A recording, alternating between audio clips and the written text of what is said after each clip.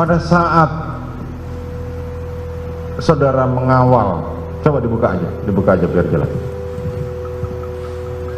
Pada saat saudara mengawal dengan Ranmor kan ya, Ya, dari rumah Saguling ke 46. ya. Pada waktu pertama itu saudara sudah dikasih tahu belum bahwa kita akan ke 46? Kan tujuan awalnya mau ke bulu tangkis. Siap, mohon izin yang mulia. Untuk rencana awal itu hanya bulu tangkis yang mulia, izin. Terus? Siap. Di perjalanan tidak ada kalimat untuk berhenti di 46, tidak ada yang mulia. Terus? Seketika saya berjalan seperti biasa dan mobil berhenti di pas tikungan 46 itu yang mulia. Kan saudara duluan. Siap. Kalau saudara yang mengendalikan kan ajudan. Siap. Saya melihat dari spion yang mulia, izin. Oh ya nggak, maksudnya biasanya kan protapnya kan saudara yang mengendalikan ajudan. Siap. Kapan saudara harus maju, kapan saudara berhenti. Siap. Saat itu nggak ada yang memberitahu saudara. Siap. Tidak ada yang mulia. Saya hanya melihat dari spontanitas saya melihat spion, mobil itu berhenti yang mulia.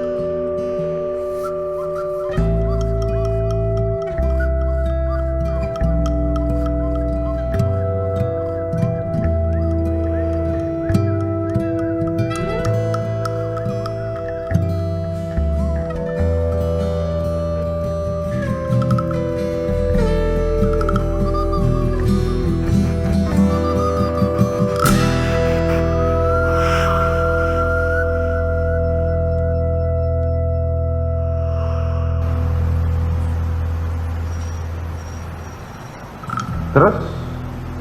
Jadi waktu masuk rumah saudara terlambat? Siap. Waktu saudara Yogi sudah masuk ke dalam rumah, kan masuk ke dalam rumah kan Yogi? Mobil itu yang saudara kawal? Siap. Untuk yang di 46 yang mulia. Ya. Siap. Tidak yang mulia. Hanya mundur aja yang saya tahu yang mulia. Oh, tidak parkir di dalam? Siap. Tidak yang mulia. Hanya mundur aja yang saya lihat dari belakang. Mundur, kemudian? Mundur, kemudian saya masih nunggu sebentar yang mulia, nunggu petunjuk dari ajudan apakah suruh mundur atau tetap standby di situ yang mulia. Nah, terus saudara tanya enggak? Siap. Tidak ada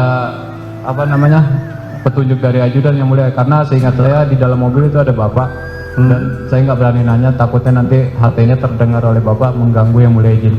Jadi Saya inisiatif untuk menunggu sebentar, lalu belum ada petunjuk, saya langsung mundur karena mengingat saya di tengah-tengah jalan yang mulia. oke, saudara mundur terusan? Yang mulia, ya, saya mundur ke belakang, lalu saya masih nunggu di atas motor yang mulia. Sampai berapa lama? Sekitaran 3 menitan yang mulia. 3 menit. Setelah Ya. itu? Saya lalu buka helm dan bakar rokok yang mulia sambil menunggu yang mulia.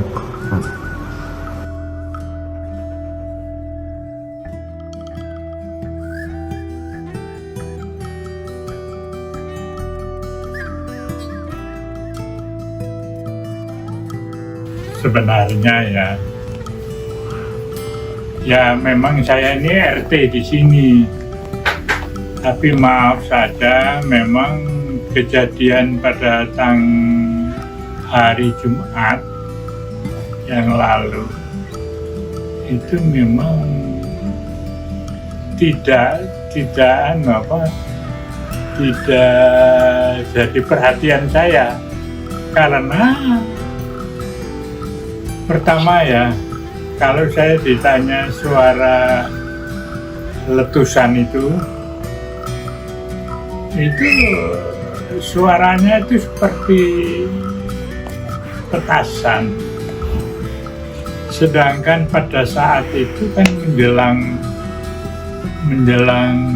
Idul Adha, dan di sini biasanya menjelang tahun baru, Idul Adha dan lain sebagainya, itu biasanya membunyikan kembang api.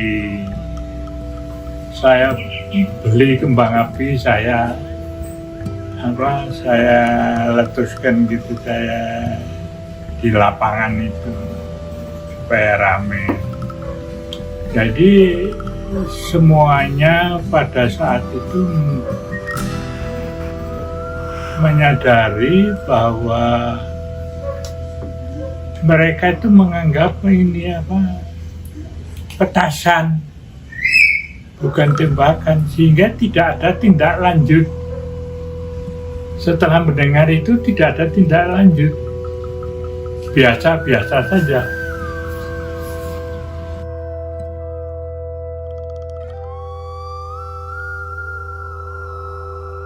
Saudara nggak nanya, nyamperin Yogi atau nyamperin Romel, ada apa ini kok berhenti?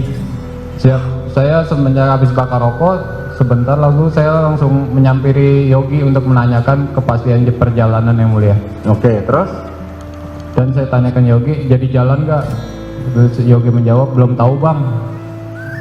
Seperti itu. Lalu saya ke pos security yang mulia. Pos security. Siap.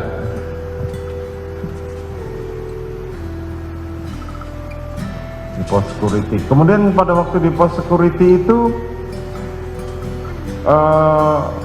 kapan saudara mendengar suara tembakan?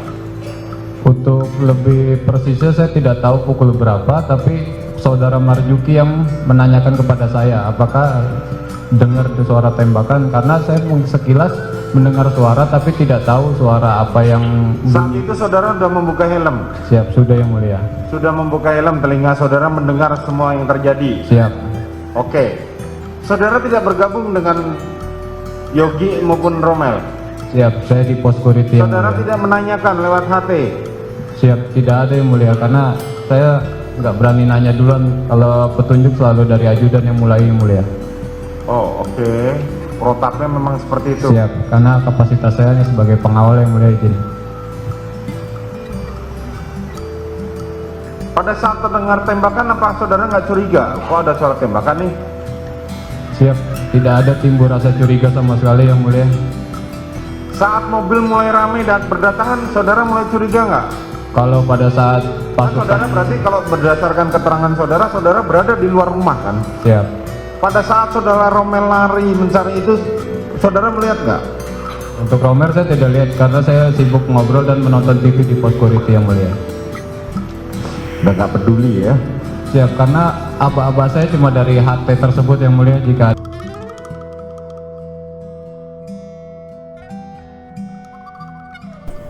jadi dari video ini jelas terlihat bahwa Farhan Sabila tidak berada di depan mobil Sambo, melainkan di belakang Sambo. Bahwa Farhan Sabila tidak benar nongkrong di pos security, melainkan ada di depan rumah Ferdi Sambo sebagai koordinator untuk penyalaan petasan. Artinya, apa yang dikatakan di persidangan, fakta persidangan itu adalah hoak, karena kenyataannya tidak seperti itu. Farhan Sabila tidak pernah dipanggil Ferdi Sambo untuk ke lantai 3 merencanakan aksi pembunuhan Brigadir Yosua. Akan tetapi di dalam CCTV tersebut terlihat Farhan Sabila begitu koordinatif dengan rekan-rekan yang lainnya. Orkes simfoni mereka benar-benar harmoni. Ini yang saya katakan bahwa perencanaan pembunuhan tidak dilakukan di Saguling, melainkan jauh hari sebelum peristiwa pembunuhan Yosua itu terjadi. Jadi tidak ada pelecehan seksual, tidak ada kekerasan seksual, apalagi perselingkuhan. Karena perencanaan ini dilakukan sudah jauh hari di Magelang bertujuan untuk merebut senjata Brigadir Yosua Huta Barat. Saat bersamaan di Jakarta dilakukan gladi resi dan hari untuk eksekusi beserta jamnya sudah ditentukan. Untuk menutupi suara tembakan maka dilakukanlah bunyi-bunyi petasan. Terlihat dari banyaknya kertas yang berserakan di jalanan. Dan jangan lupa itu komplek Polri. Polisi sudah akrab dengan suara senjata. Tidak mungkin satu letusan saja, mungkin sudah dalam tempo 1 menit lokasi TKP tersebut akan didatangi ratusan orang. Akan tetapi sebelum Ferdi Sambo datang, sebelum Putri Chandrawati datang, sudah dilakukan penyalaan petasan untuk membiasakan telinga warga. Inilah yang mereka lakukan. Jadi memang ini pembunuhan berencana, tembak menembak, skenario pelecehan seksual, skenario tembak menembak. Ada 2 kata kunci. Yang pertama, pistol HS Yosua Huta Barat. Yang kedua, CCTV ini.